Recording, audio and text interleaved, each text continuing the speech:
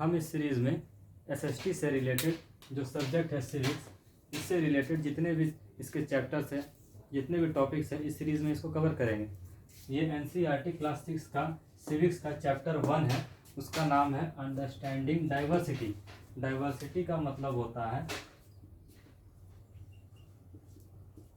Diversity को हिंदी में कहते हैं विविधता।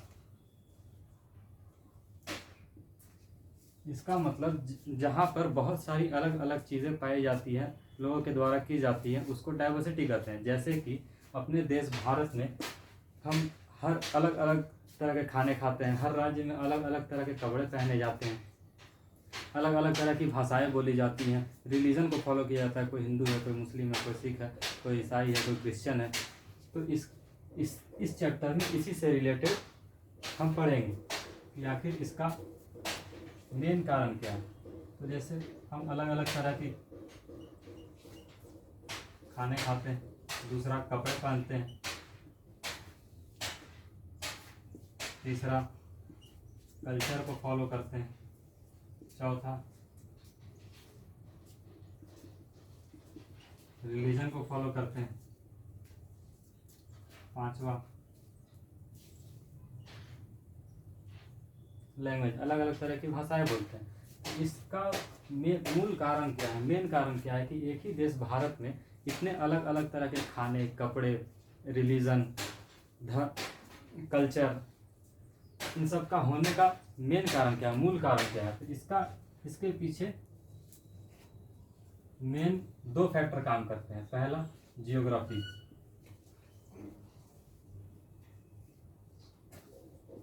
ज्योग्राफिकल, दूसरा हिस्टोरिकल।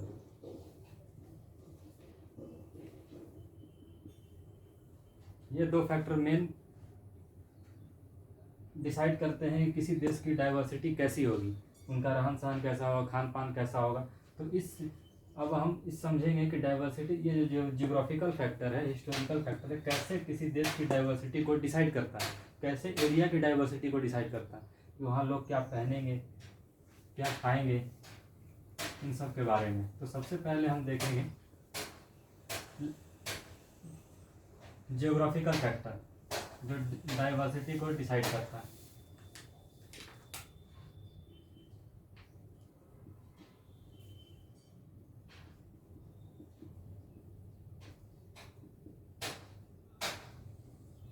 जियोग्राफिकल फैक्टर आखिर कैसे डाइवर्सिटी को अफेक्ट करता है। तो अपने देश में ये जो एरिया है, ये एरिया पूरी तरह से हिमालयन रेंज है।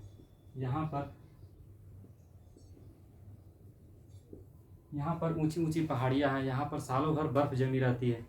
ये जो एरिया है, ये पूरा समुद्री एरिया है।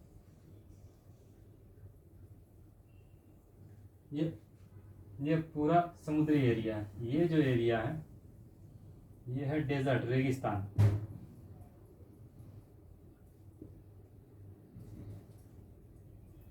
और ये जो एरिया है, ये इतना एरिया जो है, ये यहाँ पर बहुत ज़्यादा रेनफॉल होता है। और ट्रॉपिक ऑफ कैंसर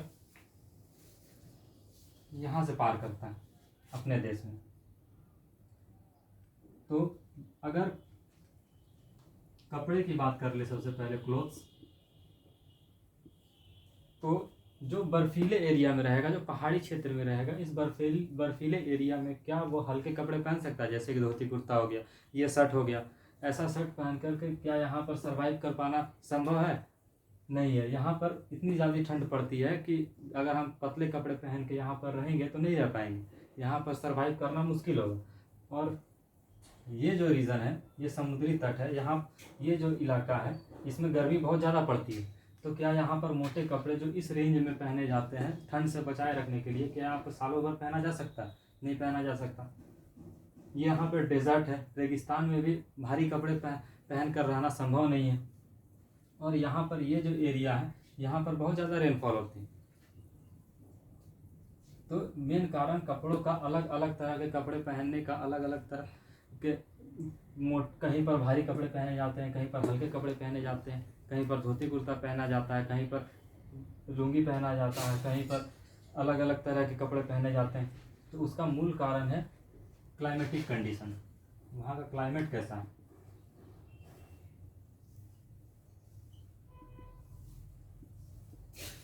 कपड़ों का मूल कारण होता है क्लाइमेट, कपड़े पहनने का। दूसरा फैक्टर जो है वो है फूड। ये जियोग्राफिकल फैक्टर फूड पर कैसे अफेक्ट करता है। तो ये जितना, ये जो इलाका है समुद्री तट वाला, यहाँ पर बंगाल हो गया, उसके बाद उड़ीसा हो गया, इधर महाराष्ट्र हो गया, यहाँ गोवा हो गया। तो ये जो तमिलनाडु, आंध्र प्रदेश, तेलंगाना, ये जो इतना एरिया है ये सब समुद्री तट से सटे हुए इलाके हैं। जो समुद्री तट से सटे हुए इलाके रहते हैं उसमें मुख्य रूप से, जैसे बंगाल में आप देखिएगा, ये जो जितने इलाके हैं यहाँ पर मुख्य रूप से जो खाने का है वो है फिश खाया जाता है।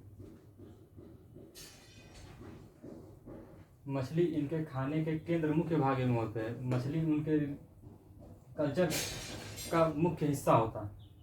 और ये जो रीज़न है यहाँ से लेकर यहाँ तक, इतना जो रीजन है, जैसे मान लीजिए कि इधर लद्दाख हो गया, जम्मू कश्मीर हो गया, पंजाब, हरियाणा, दिल्ली, उत्तर प्रदेश, बिहार, झारखंड, छत्तीसगढ़, मध्य प्रदेश, ये जो इलाका है इसमें ज़्यादा मछली नहीं खाई जाती। क्यों? क्योंकि ये समुद्र तट के किनारे पर नहीं है, माफ़ करिएगा, समुद्र तट के किनारे पर नहीं है।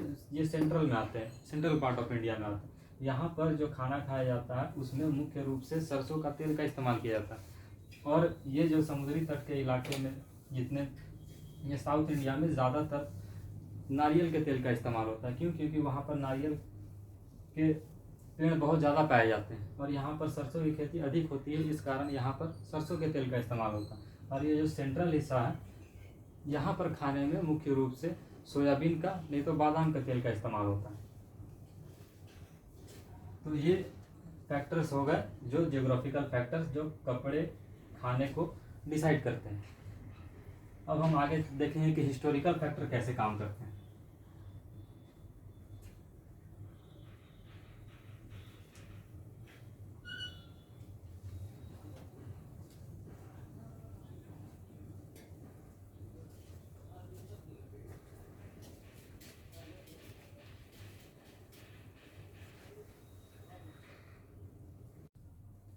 अब हम देखेंगे कि हिस्टोरिकल फैक्टर कैसे डाइवर्सिटी पे अफेक्ट करते हैं। तो हिस्टोरिकल फैक्टर मेन रूप से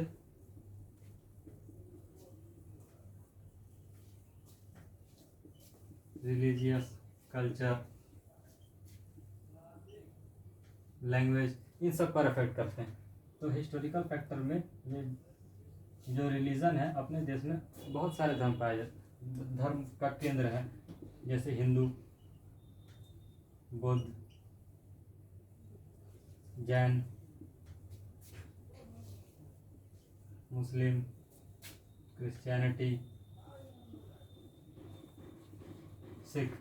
ये जो धर्म है ये भारत में पनपे हैं, इनका मुख्य केंद्र भारत है। लेकिन ये जो मुस्लिम है और क्रिश्चियनिटी है, ये जो धर्म है, ये जब क्रिश्चियन धर्म तब आया भारत में जब ब्रिटिश ने भारत पर शासन किया, तब ये क्रिश्चियन धर्म भारत में फैला। और ये जो मुस्लिम है, जब मुस्लिम भारत पर मुस्लिमों का शासन चलता था तब ये मुस्लिम धर्म भारत में फैला।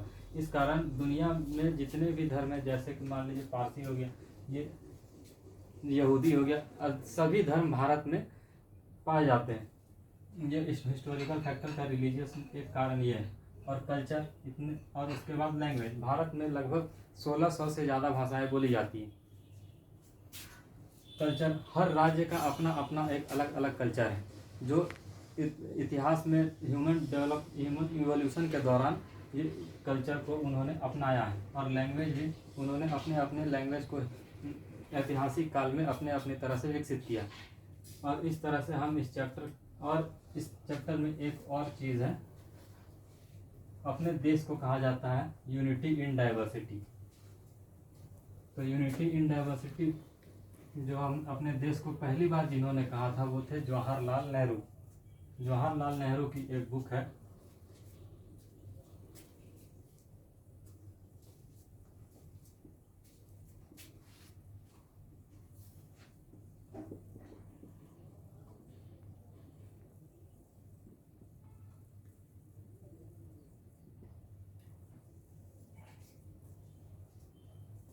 जवाहरलाल नेहरू हमारे देश के पहले प्रधानमंत्री, जिन्होंने एक किताब लिखी थी डिस्कवरी ऑफ इंडिया। इन्होंने इस किताब में भारत की डाइवर्सिटी के बारे में बताया और लिखा कि India is a unity in diversity.